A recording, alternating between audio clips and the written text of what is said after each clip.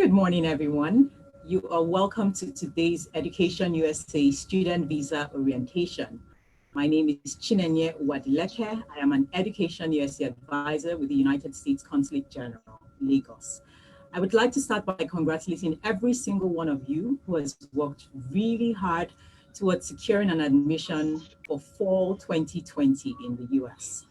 I would also like to introduce a very special guest who will be answering most of today's questions. And he is, a gentleman who has 10 years experience with the US Department of State. He's currently serving as a consular officer in Lagos, Nigeria, and has previously served in Mexico, Ecuador, Bolivia, as well as in the United States. He holds a BA in psychology from the University of Pennsylvania and an MA in International Relations from Catholic University of America. He's none other than Mr. Robert McNeary. You're very welcome, Robert. Thank you for having me. All right. To start us off, I would like to ask the most frequently asked question that we have received from thousands of students all over the world. From Education USA advisors, when we sit and talk, this is one question that we would love to see answered because our students are asking us this question. And that is, when would consular offices be reopening so that students admitted for fall 2020 can interview for their visa? What would you say, Rob? Awesome. I would say that I can't give you a firm date as to when we're going to reopen. We are always evaluating our current operational structure, and there are several benchmarks we have to hit in order to reopen. What I can say is that consular offices around the world are working on plans to sort of expedite student visas once we do reopen. That's excellent. So students can count on the fact that whenever that reopening happens, that they will be given priority or their visa interviews will be expedited. So you're doing everything in your power to make sure that they are able to resume on time. Right. We definitely are planning to do that. We're working on different plans of prioritizing different student visas. Thank you very much. That's very reassuring. I know students that that's probably not the response that you were hoping to hear, but the thing as an advisor I would give you or tell you is that you must wait actively, not passively. And what that means is that you should be ready to go once consular offices open. And one thing that would help you be ready to go is to understand how the student visa process works. So one of the things we do at Education USA is to guide students in the process of applying to study in the US. We have a 5-step process. The first thing we do is to help you research your options, and then we help you understand how you can finance your studies. And then we talk about how to complete your application. And the 4th step, which we're discussing today, is how to apply for your student visa. And the final step is to help you prepare for departure. So the 4th step, which we're covering today, apply for your student visa, demands a lot of, you need some more information to help you through the process. And today, Robert will be giving you a detailed presentation on how best to prepare for your student visa orientation, what to expect, and how to make sure that you're putting your best foot forward so that you can receive that visa. So with that, I'll turn it over to Robert to give a student visa orientation. Okay.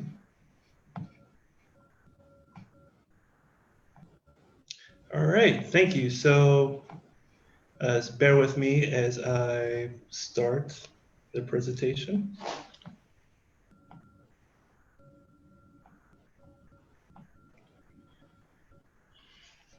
All right, so as Chinenye said, congratulations for being accepted to a US university. Part of the process you will have to do as an international student is to obtain a student visa to enter the US. You would go to this website here. It is listed here, so I don't necessarily need to read it out. It also has information on the different visa types and which, so you can determine which visa type you would like to apply for. So there are several different types of student visas. The most common is the F1 visa. That is for students who are applying for a full term of academic study. You're going to have a defined end of stay, and you're going to receive an I-20 from the university. It's going to be signed by their officer. It is important to bring that hard copy that you received from them to the interview. If you have family that is going to travel with you, they will also need to apply for their own visa. For the F1, it would be the F2 visa class. For the J1, it will be the J2, and for the M1, it will be the M2. J1 can also be used for study, for exchange programs, and there are different types of academic programs that would use that. For this, you're going to need what is called a DS 2019. It's slightly different, but it also will be sent to you by your academic institution. The M1 is mostly for what they call vocational or non-academic studies. That's to say, if you're going to a cooking school or going to a flight school, that would be the visa class that you apply for. So typically, we ask people to be proactive and apply once you have all your paperwork together. We are allowed to issue the visas like 30 days before you travel, and I'm sorry, we're allowed to issue the visas up to 120 days before your program starts, and you're allowed to actually enter the U.S. 30 days before your program starts. We understand with the current situation, you may not necessarily have 120 days in advance before that interview, but just try to be proactive. SEVIS fee is separate from the MRV fee. This is a fee collected by a different agency in the United States who manages students while they're currently in the US. You're going to have to bring that I-901 that shows that fee is paid. There are several ways that you can pay, but you would have to go to this website. The EducationUSA advisor can sort of help you as far as if your card isn't working or things like that. There are other things that, other ways that people can sort of use an agent to pay for this fee. That is not anything we endorse, but she can definitely help you with that. So just like the MRV fee, this is something that lasts 365 days. So this is just a copy of the I-20 form. It's very important. It's something you're going to need for the interview, but it's also something you're going to need in the United States. Use it to apply for the visa, like get a driver's license. Like it's going to be very important document. So make sure once you have the hard copy, you keep it. Your institution can always issue another one, but it's helpful to keep the original. So for the interview, these are the documents that you need to bring. This is the only thing that you need to bring. There are other documents you can bring to support your interview, such as like if you have bank statements or things like that you want to bring. Those are optional. These are the only things here listed that are necessary to apply for the visa interview. Essentially, during the visa interview process, we're going to ask you a lot of different questions. The questions are going to be more so trying to get at whether or not we can determine if you are a legitimate student. So we really respect honesty. We really preach honesty because with honesty, we can truly assess whether or not you are a credible and qualified student. If you are giving like stock answers or answers you think we want to hear that don't necessarily ring genuine, then that doesn't let us determine that sort of credibility. So again, just be honest. There's a difference between like preparation and rehearsing. So being prepared is just being prepared to answer questions about the process. You know the school you're going to, you know the program of study you want to study. As long as you're prepared to answer those questions, that's great. A lot of the times, I don't necessarily like showing this slide because there are several questions that we can ask. So this is not an extensive list. This is just examples of questions we may ask. We may ask something completely different. Essentially, when we're asking questions, we're trying to get at, again, whether or not you're a credible and qualified student. Um, One thing to note that the INA 214B presumes that you are an immigrant until you overcome. So I know a lot of people ask whether or not there's a benefit of doubt and things like that. In this case, in the case of the visa, there is not. You are presumed to be an immigrant until you overcome 214B. So if we can't get at the sort of honesty, the sort of credibility, because you're giving us the stock answers that you think we want to hear, we're actually required by law to refuse the visa. So that's just something to keep in mind. Honesty is not necessarily, doesn't help us, but it really helps you, because then we can actually get to whether or not you overcome that 214B. Um, so while you're studying, you don't necessarily need to renew your visa. That's a very popular question. The visa is essentially a document that allows you to enter the United States. Once you're there, there are other agencies that sort of make sure they determine your duration of status and things like that. So as long as you are a student, even if your visa expires, it's okay. You only really need to worry about visa renewal if you happen to leave the country. Like if you come home for vacation or you come home to visit family and your visa is expired, then you would need to renew that visa in order to return to the US. So essentially what this is saying is that if you are going to leave the US when your visa is expired, just make sure you're giving yourself enough time, you're scheduling your interview with enough time so that it doesn't delay your return to the US. Just making sure you have your transcripts and all of that, and just be prepared to discuss your plans just like you did during that first interview. All right, if you have any additional questions, a lot of our frequently asked questions are on the websites listed. But if you have a very specific question, you're always free to email Legos NIV. It's not checked as regularly, so if you can use those frequently asked questions, that may get you to your answer more quickly than waiting on a response from us. So yes, I'm going to turn it over to Chen and Ye. Thank you. Thank you very much, Robert. That was a very detailed and informative presentation. Thank you for walking everyone through the steps to apply for a student visa. I'm sure that people now understand the different types of visa, what documents to bring, and what is expected. I think one thing I took away from that is that honesty, credibility, not having any stock answers is one of the things that you guys look out for. I know some consular officers will say be prepared, but not rehearsed. So thank you very much for that.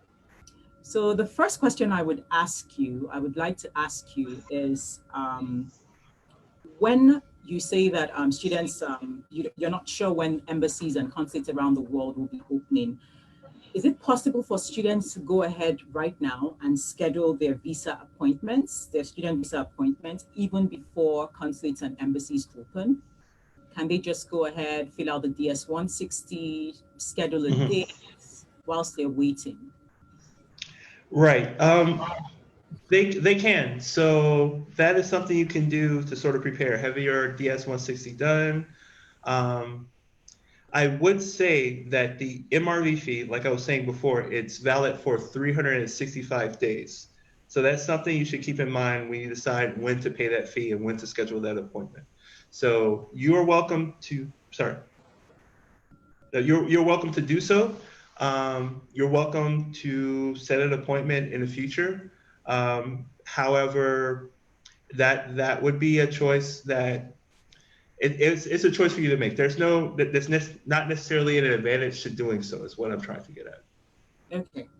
There's no advantage to, but instead of waiting, and wondering what they can do between now and then, there's no harm in going ahead Right. to fill that form. All right. Absolutely no harm in doing so. All right. Excellent. So I have a question from one student who's asking, he's already scheduled an interview for one location. For example, he scheduled his interview for Abuja instead of for Lagos.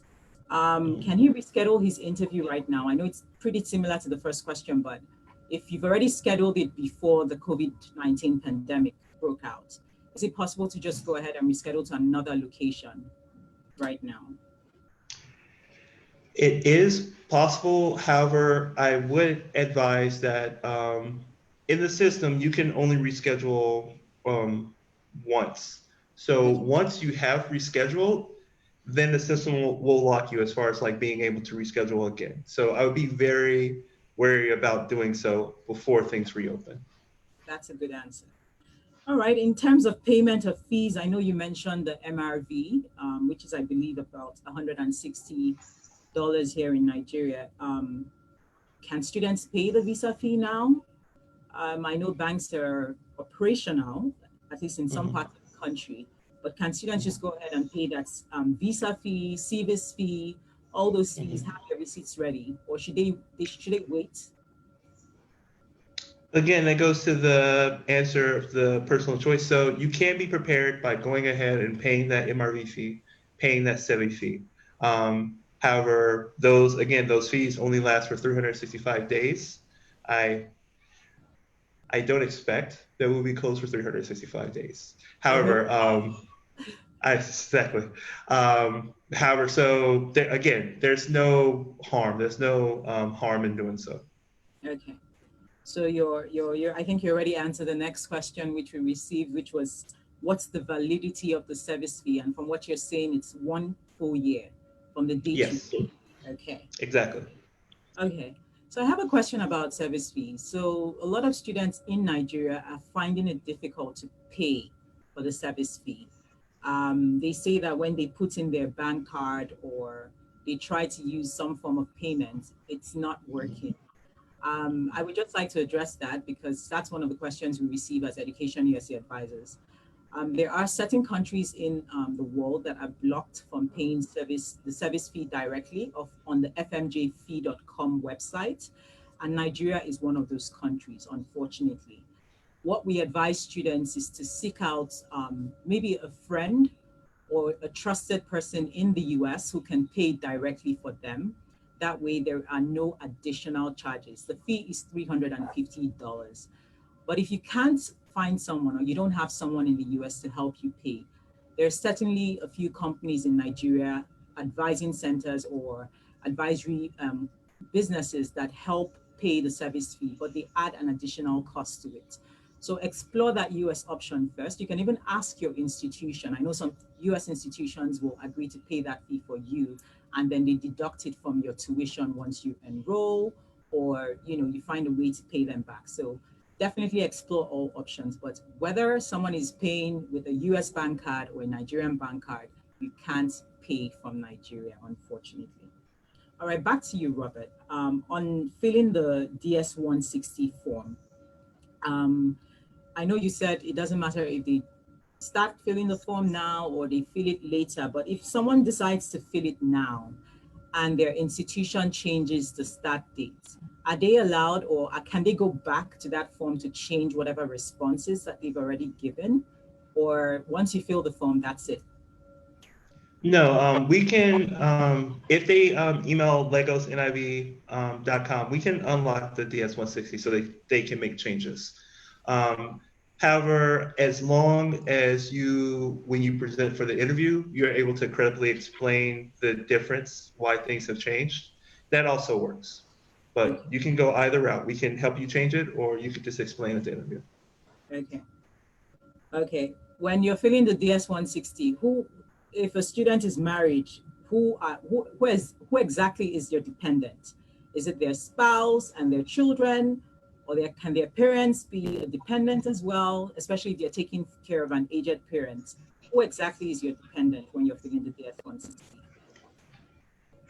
Okay, according to the DS-160, those are the people who depend on you financially for support and things like that. So that's going to be your children. If you have any like cousins or nephews that live with you, that can also be placed there. And then the form will allow you to explain your relationship to them, whether it's not just your mother, whether it's your cousin, whoever it is. The spouse will actually have its own separate part if the applicant is married to where to place their spouse. I know I have a number of PhD students who have a full ride scholarship or assistantship to pay for their graduate school, and they want to go along with their spouse. I'm guessing they will be applying for the F2 visa. What would you Right. advise? Yeah, what would you advise such a student? Do they apply at the same time when they're applying for their F1, or should they go to the US, settle in, and then come back and get their spouse? What's the best thing for that student with a spouse? Either works, but the whole thing is about credibility. So if they would like to present with their spouse at the first interview, that is good. If at the interview they decide that they're going to tell the officer that they are going to set up and their spouse and their children are coming later, that is also great. So as long as you're honest and forthcoming about things at the interview, um, either one can work. There's no wrong answer. Yes, no answer. Okay. In terms of documents to bring, a number of students, I have a question here from Ikin Namwachuku. He's asking, can I bring an electronic copy of my I-20 to the interview, or do you require the original? I'm guessing is the Yes. alternative. Yeah, we require the original. So your institution is going to send you that original. Just make sure you take care of it because it's going to be very important throughout your life as a student in the U.S. Not only for interviewing, but when you get to the U.S. Like the DMV is or the driver's license organization also is not going to take the electronic copy. They're going to want the original. So just be mindful of that. Okay. Now, if a student didn't get a full scholarship and they are obviously going to be funding some aspects of their application or their schooling in the US, can they come with a bank statement? And I know sometimes consular officers don't like to look at bank statements, but if they choose to come with a bank statement, how many months would you be looking for to show that they have the required funds to fund their schooling in the US? Right. So when we look at big statements, we're not necessarily looking at funding to begin with. It's all about credibility, right? It's all about whether or not you're a credible student. If you're able to beat that benchmark, um, there's not a particular amount of money that we're going to need to see in that statement. And if you don't meet that benchmark, then no amount of money in that big statement is going to make you overcome. So a lot of us don't necessarily look at it because most of the time it's not actually relevant for our adjudication. And the occasion that it is, it's good to have though. Okay. All right. So the bank statements are not exactly a requirement, but if you do come with it, is more what you I mean how you answer your questions relating to that bank statement than what's written on it is what you're saying. Exactly. Okay. Is the I-20 valid for a visa interview after deferring admissions? Or does a student have to get a new one from the institution? Say you've been admitted for fall, but because of the COVID-19 pandemic, you decide to defer to the spring. Would they have to get a new I-20 to show up for an interview in the spring, or is the old one still okay?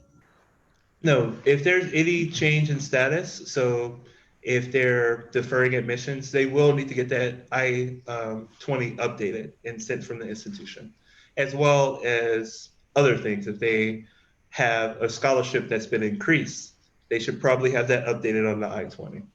Okay. I would just like to add that when you receive your I-20 students, you want to look and make sure that every single piece of information on it is accurate, especially your name. It should be the exact same way it's spelled on your international passport.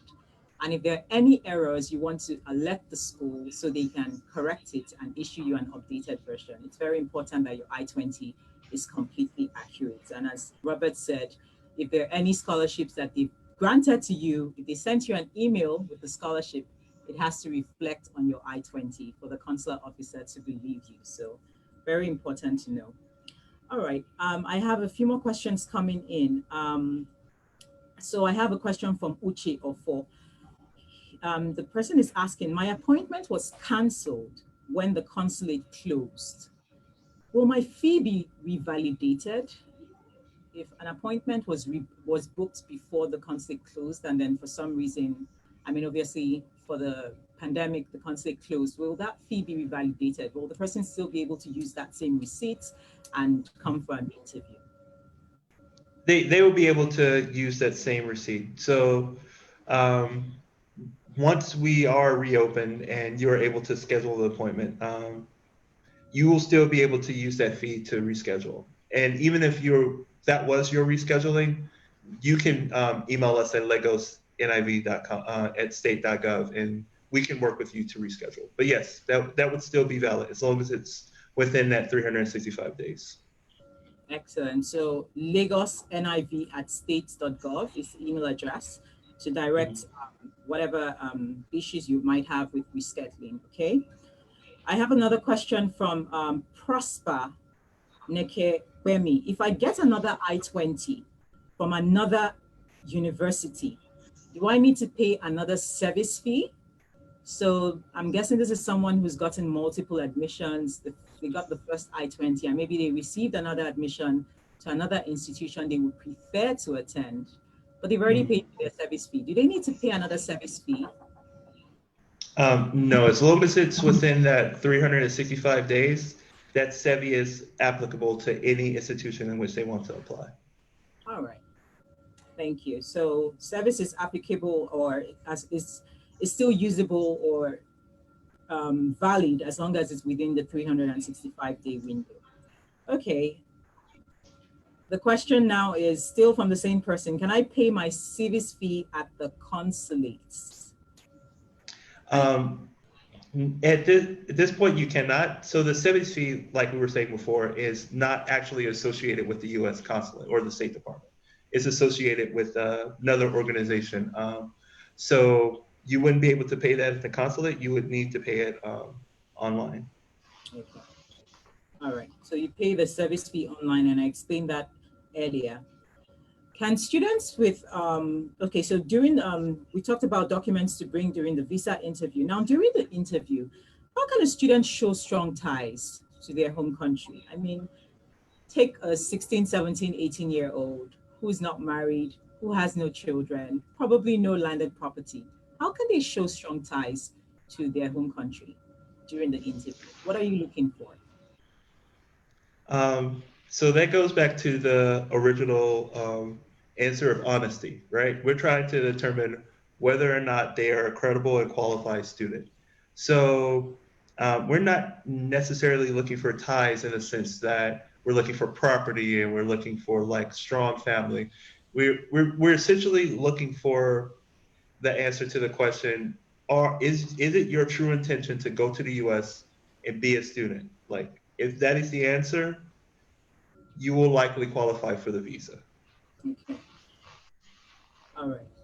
So there, you want to determine that they're actually a student. How do you do that? I mean, like, what should a student be expected to answer? I mean, they have an I-20 that shows obviously that they've been admitted. Mhm. What else can they say or do to prove that they're actually going to school? Because some students come back and they're like, they paid, a deposit, they have an I-20, they've worked really hard, but they're not sure what else they could have done to show that they're indeed going to school. Right. So it's mostly about like answering the questions credibly. So um, I know some students do come in and they have those rehearsed answers. They answer the questions in the way that they feel like they believe we want to hear. So if we ask them like why they're going to study, they may say something along the lines of like, I'm going to study this and like bring it back to Nigeria for, and that may not even be their intention, but um, even if their intention is to like study because they want to study archaeology because they liked this show they watched about Egypt, if that rings true, then they're more likely to be more confident. They're going to answer the other questions more truthfully. Um, it essentially comes down to basically how you answer and how credible you are in those answers. So I can't say there's one thing because there's not. There's not one thing you can say or do because there's not one reason that everyone goes to study. Like my reason may be different than Chinenye's reason or maybe different than anyone's reason. As long as you're forthcoming, um, you stand a really good chance of being qualified. All right. Thank you, Robert. I have a question from a student or someone called Nkechi Obute. She's asking, can I change my B1, B2 visa fee to an F1 fee? So when she paid for her visa, I'm guessing she paid for a B1, B2. But now that I guess that reason is no longer tenable and she wants to change it to an F1 visa. Is that possible? Um, so the fee structure for each of the visas are different. So it's one thing if you applied for the visa in error, we can work with you. But if it's essentially that you've changed your mind, I don't think you'll be able to reapply that to a different visa fee. I would recommend that she send that question to LegosNIV at state.gov, and we can give her a full and complete answer. Okay, thank you. So, Nkechi, you want to send that question to LagosNIV at states.gov to get an answer. I have a question. Must a spouse bear a husband's name to be considered a spouse? I'm guessing this is from a married student who is going for her student visa interview. And this is usually the woman who gets to change her name. So must she change her name to her husband's name before she can be recognized as the spouse during a visa interview? No, as long as the couple is legally married by the laws of their country, they are recognized as married. So it doesn't necessarily have to be a name change as long as you have proof, whether it's like a sort of what we've been told is called a customary marriage or a court marriage. Like as long as it's clear that under the law of Nigeria that you're legally married, there's no requirement to change your last name. Okay. A similar question about renewal of passport. So a student has renewed their passport, Hosanna Oyibo. If you renewed your passport after you got your I-20, is it okay to use the same I-20? I'm guessing it should be. The Yeah, reason, it should. The passport will not affect the I-20 yeah. as long as the names match, it's fine. Or even if the names don't match, you have a legal name change document. You may need to go to the academic institution to tell them your updated name if it has changed. Oh, But no, the passport itself won't affect the I-20. okay. All right. So I have a few questions from students who wrote us before today's program.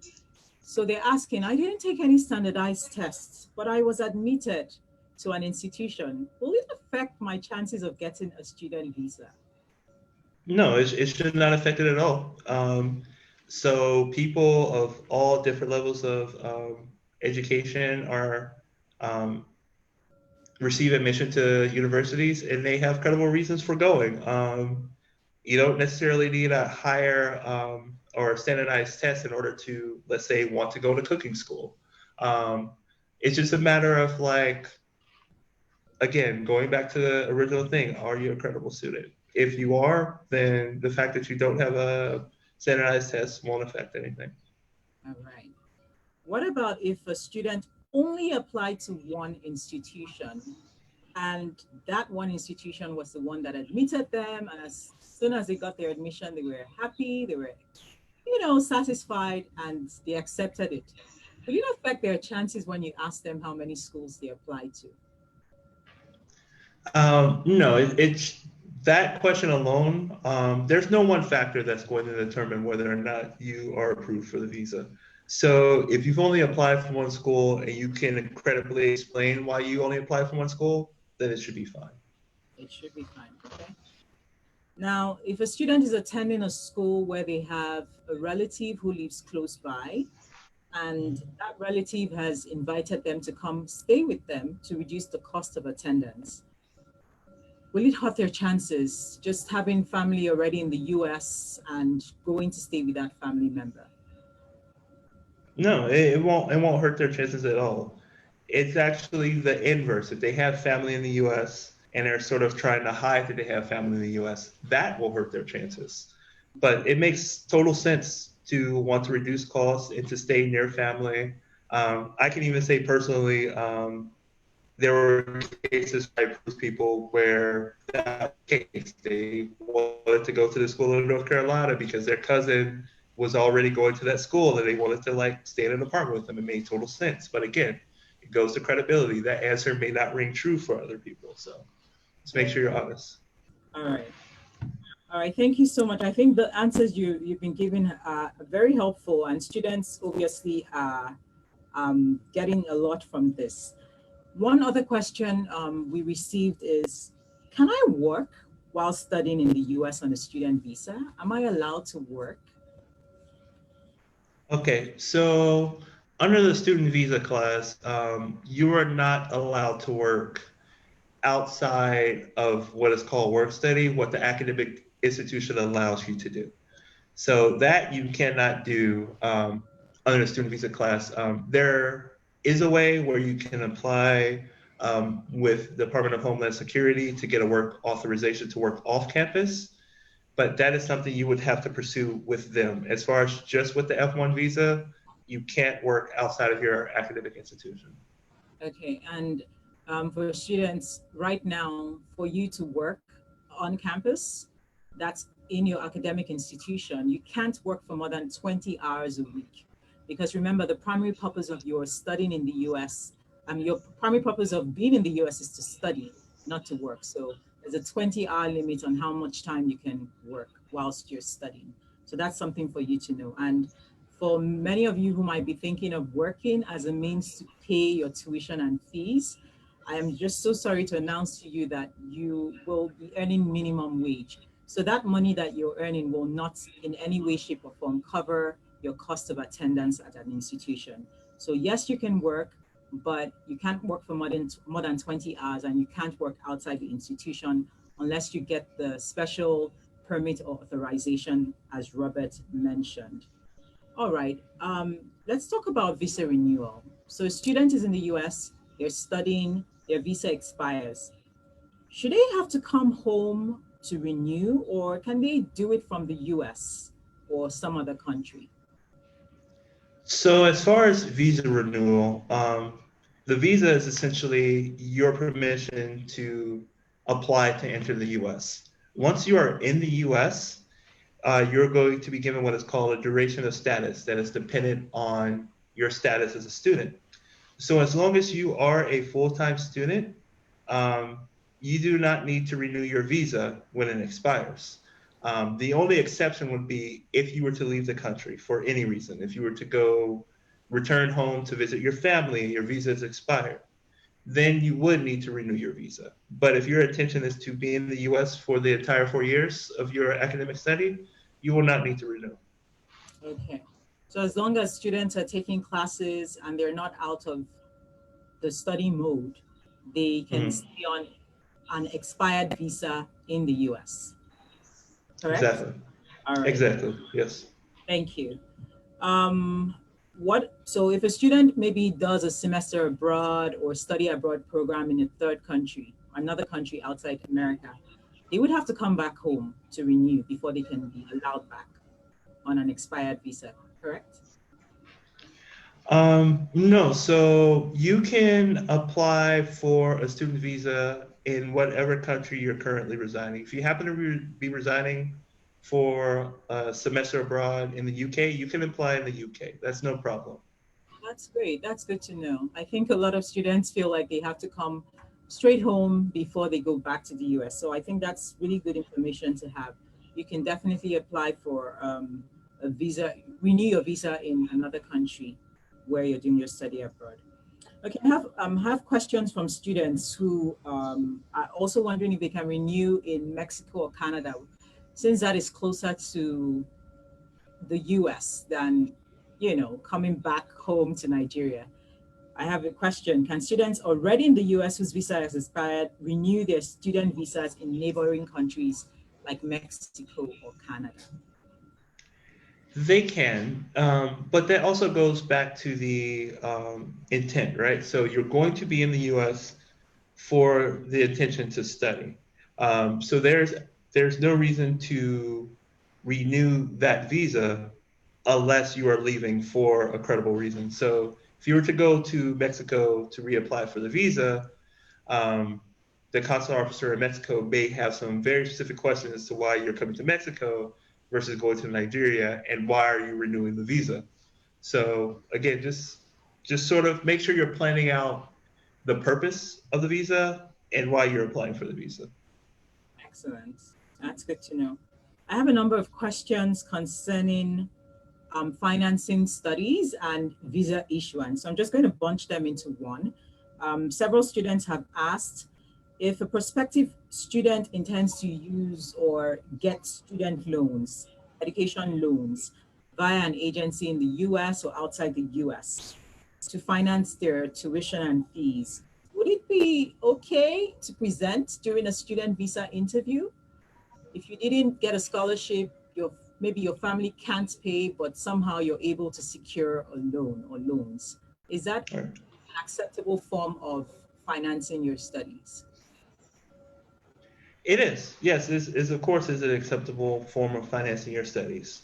However, just as we spoke about the bank statements, unless that comes up in the context of the interview, um, it's very likely that that won't actually have an effect on whether or not you are qualified. Again, just focus less on the documents that you can show us and more on why you want to study. Okay.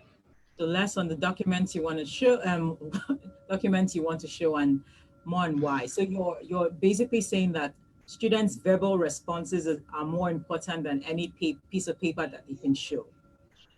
Absolutely. Okay, several years ago, I had a student, or I've had several students who, they're nervous, or maybe they have a speech impediment, or they stutter. What would you say to that kind of student who's already very tense? They come in, they have they stammer, and now they're supposed to be interviewing before an authority figure. How can they best be prepared for that visa interview? Should they tell you ahead of time that they have a stuttering challenge, or let you discover it and go ahead with the interview? All right. So there's no right answer or wrong answer. So when we are interviewing, we like I personally have interviewed applicants with a stutter. I've interviewed applicants who are visibly nervous. Um, that's it's understandable. It's like you say, you're interviewing with someone who has the authority to decide whether or not you get to go to the school. It's completely understandable. So we will work with people. We understand that people have stutters. We understand that people are nervous. Um, so we will work with you. We will try to walk through the process with you, um, sort of do different sorts of questions. But we definitely will work with you. We won't just refuse people because they have a stutter or because they're nervous. Thank you very much. Now, a student who's a minor, can they come into a visa interview with their parents or guardian? Is that okay? And will they be answering their own questions, or that parent or guardian can speak on their behalf? It depends on the age. So yes, if they are a minor, they are able to come with a guardian. If they are 16, they can come in by themselves if they would like, but they have the option. Um, so a lot of the questions we may have for students who are younger, who are maybe going to like middle school or boarding school or something like that, um, likely will not be able to be answered by them, but by their parents. So we will have questions for both. We'll have questions for the parent and we'll have questions for the student. Thank you very much. I have a question from Kushimo Taiwo. He's asking, what should a student put in place to ensure their spouse gets their F2 visa approved? I'm guessing they want to know what documents or forms that they need to put together. Right. So they're going to have their own version of the I-20 and things like that. So all those things you can find on our website that list the actual documents that they need to have. Um, if they bring a copy of like their spouse's visa, their marriage documents to prove that they are legally married, things like that, are all helpful. So with the spouse, with the children, we're basically again verifying credibility and relationship. So as long as they have documents supporting those things, that's absolutely fine. But mostly their I-20, their marriage documents, things like that will help. Right. We talk a lot about credibility, and I have a question from a student, Jonathan. He's asking if a student has been denied twice, or in many cases more than twice, will they have difficulty, obtaining their student visa? If they've been denied maybe a student visa several times, will they have challenges obtaining their student visa? Or should they just try? Um, yes. So yes, they will have challenges. So each interview is done independently. However, we do see the past things as well. So those things definitely will have an influence. I won't say that they won't have an influence. I can say, however, like past refusals are not a guarantee that you will be refused again. Like people are issued after refusals. That does happen. It's all about how you present. All right. So I have a question from Edger David. He's asking, does the recent travel ban affect students in any way? I'm not sure travel ban, but is that is that question? I Yeah, there are several presidential proclamations. I'm not entirely sure which one he is referring to. I will say that there's no explicit ban on students. He would need to clarify. I'm not sure what ban he's referring to. Okay, Edger David, if you could just clarify your question, I'll re-ask it. But let me take this question from Toby Owupetu. If I do my first semester online, can I apply for a visa for my second semester if I want to do it in the US? So, a student who's already starting or planning to start, I know some institutions are planning to start online in the fall and they've told Right. students to do that. If a student does that for the fall, can they apply for the spring to be in the US? All right. So that is a very specific question. So what I would like that student to do, because it's very specific, I would like him to send that question to Legos NIV at state.gov, and Okay. we'll get him a clear and complete answer. All right. So, students, if you have an admission for fall and your institution has told you they will not be reopening for in person classes and you're going to be starting online, you definitely want to send an email to Lagos NIV at state.gov asking what you're going to have to do for your second semester in terms of applying for your visa. All right. I have a question from another student. He says he's above 35 years old and already working, but he intends to go for a master's degree.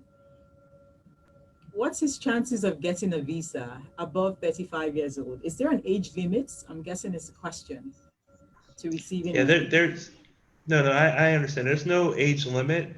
Um, there's nothing in place that sort of disadvantages older students.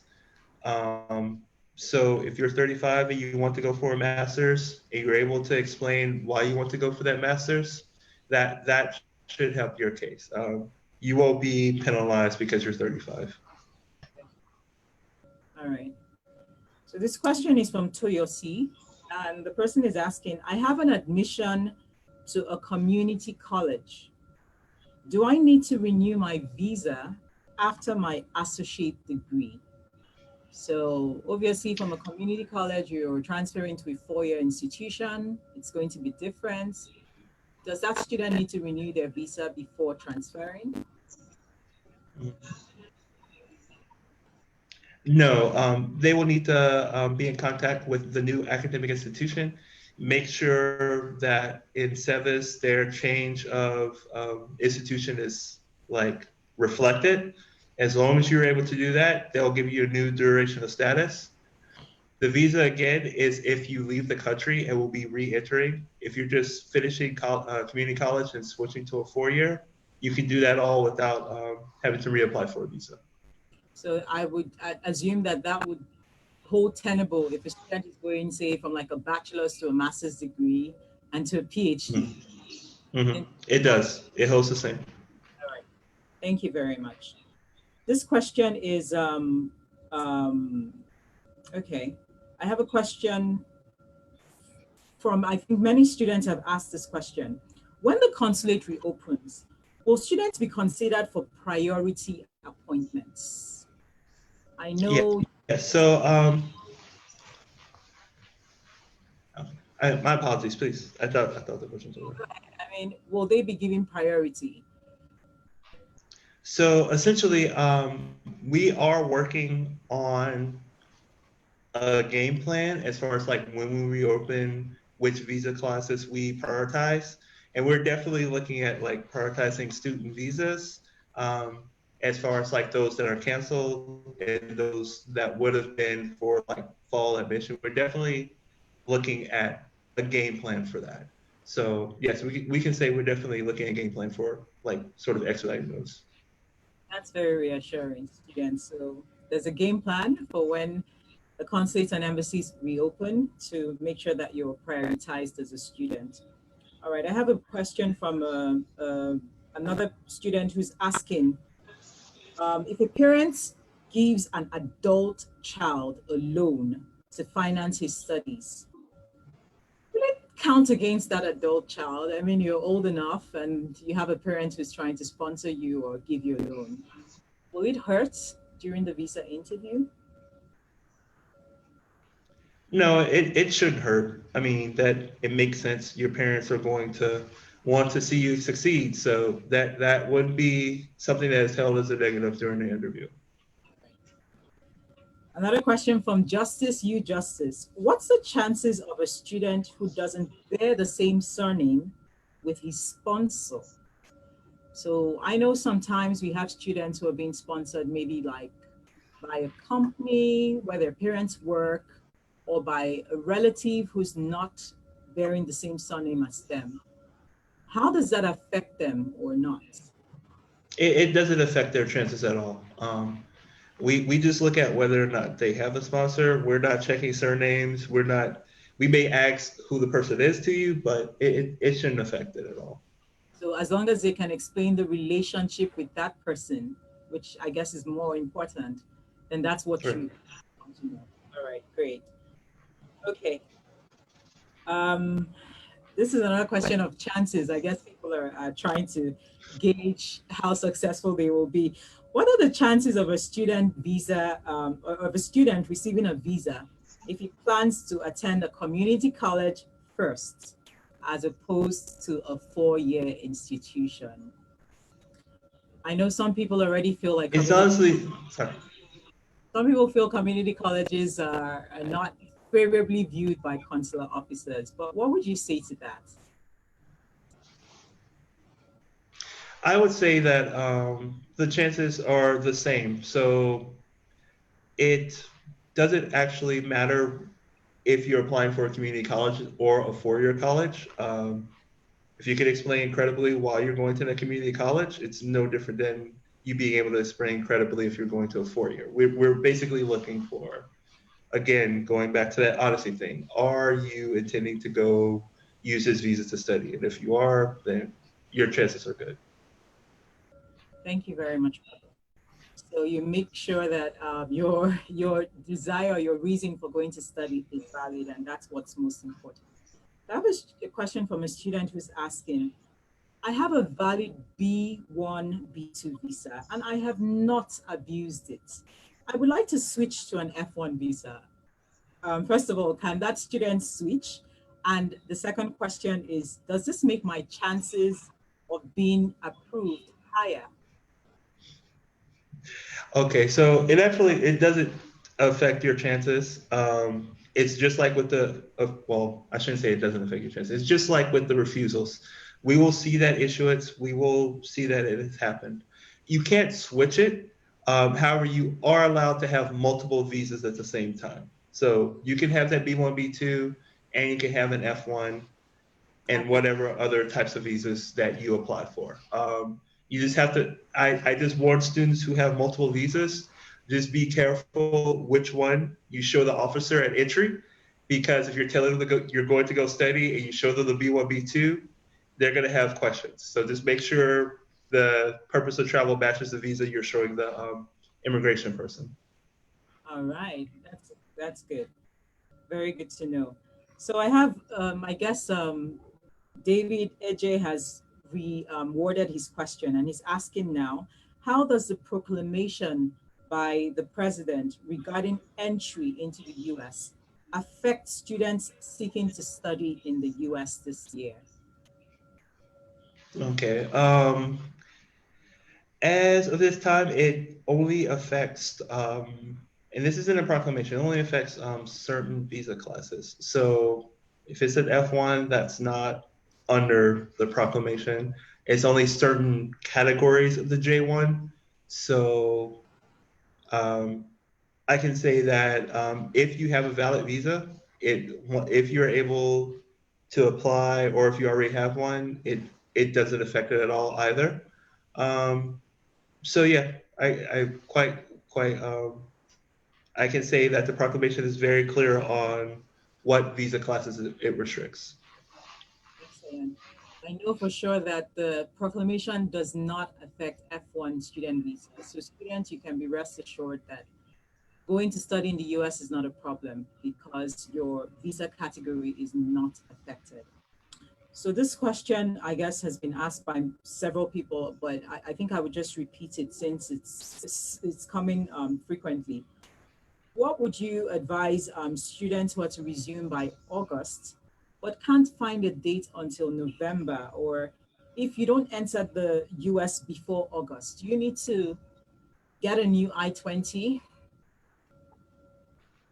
Um, it's going to be very likely because if your start date does not match what is on the I-20, you're going to have to get it updated. So if your start date is August, like it only matters if it's a big difference. If it's a couple of days, if your start date is August 17th and you're able to be interviewed on like August 20th, that's fine.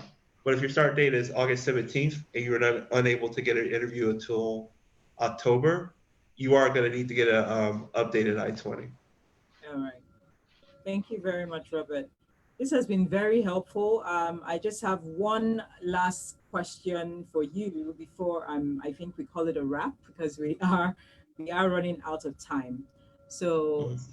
you can just recap, what you've said. So if you have an admission for fall 2020 and you have been told by your institution that they're still going to go ahead with the August resumption in person, what you can do now is simply wait because consular offices are not yet open, and you're not sure when you're going to apply for your visa, but you can choose to pay for your DS 160, fill out your DS 160 form, pay for your CVIS, pay for your visa whilst you wait. Would you say that's accurate and that's something that students can be doing whilst they're waiting? Right, I would say that's accurate. Those are some proactive things you can do so that when we reopen, you are prepared to like and ready to go as far as interviewing. Thank you. Thank you so much, Robert. You have been very gracious and kind to us to answer as all these questions. I think one thing I would take away from today's conversation is that if you are a student and you intend to study in the US, you must be credible, you must be honest, you must be prepared to answer your questions and ensure that verbally you're representing yourself in the best possible light and you're not saying anything that's inaccurate. Your documents are secondary to what you say, and what you say is really what the consular officers are looking or waiting to hear. You shouldn't have any stock answers. You shouldn't be so rehearsed. I mean, you definitely want to be prepared, but you don't want to rehearse a speech in front of the mirror only to be thrown off by, a question that completely, comes from nowhere. So thank you so much once again, Robert. Thank you so much to everyone who has tuned in to listen today. Again, my name is Chinanye Wadileke. I am an Education USA advisor with the US Consulate General in Lagos, Nigeria. And here in Nigeria, we have 6 Education USA advising centers in Abuja, Lagos, Ibadan, Calabar, Jos, and Kano. So we encourage you to reach out to us beyond today. Our website is educationusa.state.gov. And you can definitely reach out to us on any of our social media handles. We're on Facebook, Instagram, and Twitter. And as the consular officer Robert said, if you have any additional questions regarding your student visa, you can definitely send an email to lagosniv@state.gov. Lagos non-immigrant visas at state.gov. Thank you so much for tuning in today, and we wish you the very best when eventually you're interviewed by a consular officer. Thank you once again, Robert. Thank you.